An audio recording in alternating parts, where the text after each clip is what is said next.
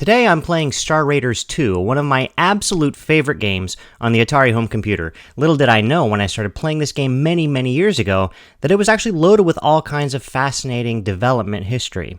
I first played it in 1986, though the game appears to have been released in 1985 based on its opening splash screen here. For Christmas one year, I asked for the Star Wars arcade on the Atari 8-bit and I got this instead. Well, alright, I'll make do, I thought. And I think it worked out to my advantage, actually, because the Star Wars arcade didn't translate well to the home consoles and home computers. That's, in my opinion, of course, while Star Raiders 2 offered up a solid, about, say, 30 to 40 minutes of gameplay in a single game. It was one of the first times that I can actually ever recall dedicating that amount of solid time in a single game compared to sort of the 3 lives and you're out kind of gameplay that I was used to at the time.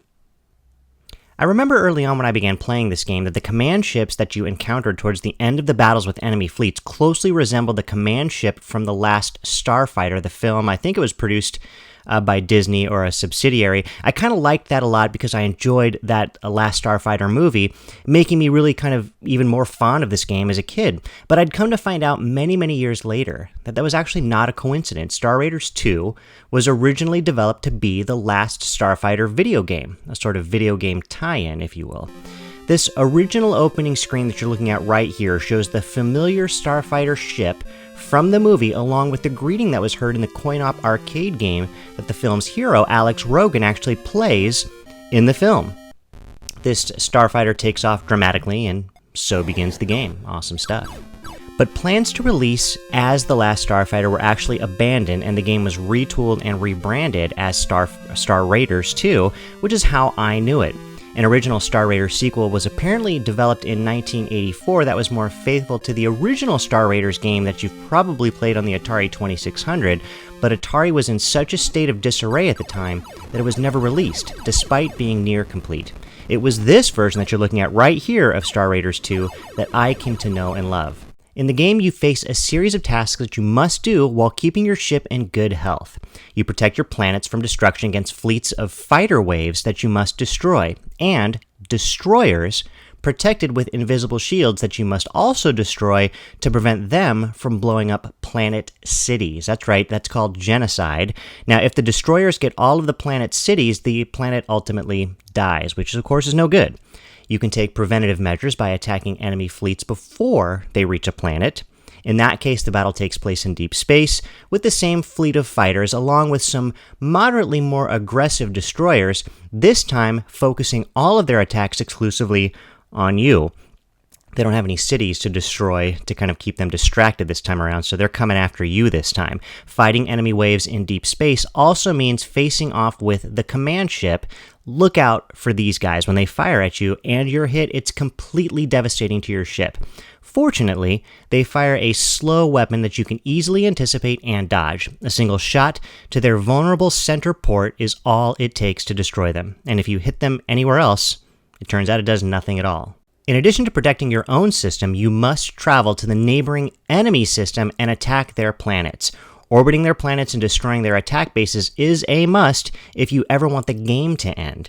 Your job is to bomb each one of the bases, effectively killing the planet, all while ignoring these aggressive green fighters who are pummeling you and systematically destroying your ship. It's surprisingly stressful, and I find myself sort of missing the mark every now and then because I'm too wound up over the assault on my ship. Once all of the enemy planets are neutralized, enemy fleets stop spawning from the enemy star system, and then you can win the game by destroying any remaining fleets that exist elsewhere throughout the game. In between battles, it's important to stop by a friendly space station to have your ship repaired and refueled. Failure to do so will result in your ultimate doom. Your ship takes a beating from the bad guys in every battle, and while you may be able to engage in 2 fights without fuel and repairs, 3 is almost certainly going to be an impossibility. So if you're the daring type, you can also fuel up by quickly orbiting one of the stars in either planetary system, but you gotta be careful because if you don't get out there quickly enough, you'll turn into molten metal and your game will ultimately be over. Of course, if you turn into molten metal, you die, of course. Did I mention that you die? You die. It's a fun game, but I'm not sure it totally holds up for me years later. It's really kind of repetitive. I found that I was doing the same thing over and over again. You fight a battle, and then you warp. Then you refuel and repair, and then you warp. Then you fight a battle, and then you warp. Then refuel and repair and warp. you attack a planet, and then you warp.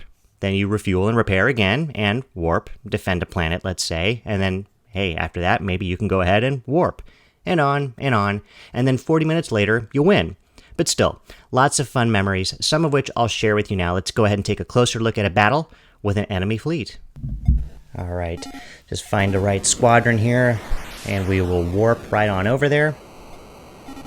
Alright, here's the bad guys. So one of the things that you'll want to watch as I'm playing this, as I'm shooting my laser cannons here, is you'll see this little meter here on the right sort of start to rise as I'm firing. And if that's basically your temperature gauge of your laser cannons, and if it gets too hot, you'll notice the guns start to misfire. Now, one of the other things that you'll notice as I'm shooting at these fighters is you have very little control over your aim. You basically can go left or right, but it's very slow. Here's a quick look at my shields. I bring those up. You can go right and left, but one of the things that these fighters will do is they'll sort of hover right below your firing line, and you can't get them. In this case, I didn't experience that too much. It was pretty swift action there. So these guys, see that when I hit them, you'll see their shields become visible there for a split second. You can see them a little bit in the shadow when they shoot at me. That weapon that they're shooting is devastating. Now, if I take too many hits before I've actually wiped this guy out, and that could happen because it's been a while since I played this game, I have to break away from the fight and then go to a space station and repair my ship. So this red meter that you see here on the left side of your screen is showing you basically sort of a general gauge of your ship's health. It represents your energy. All right, so we got this guy, but I want to say on average you have about 3 destroyers, sometimes more. And if you get too damaged before all 3 of the destroyers are gone, you got to make sure you take care of that, or else you can get yourself in real trouble. You could get yourself down to really low energy and then run out of energy when you're trying to warp away to your next destination and ultimately die that way. So either way, you have to make sure that you keep a reasonable amount of health, or else you start to suffer here. Alright, so far this guy is proving difficult.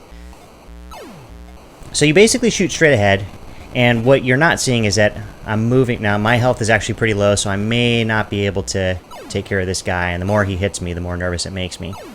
But you have this ability somewhat.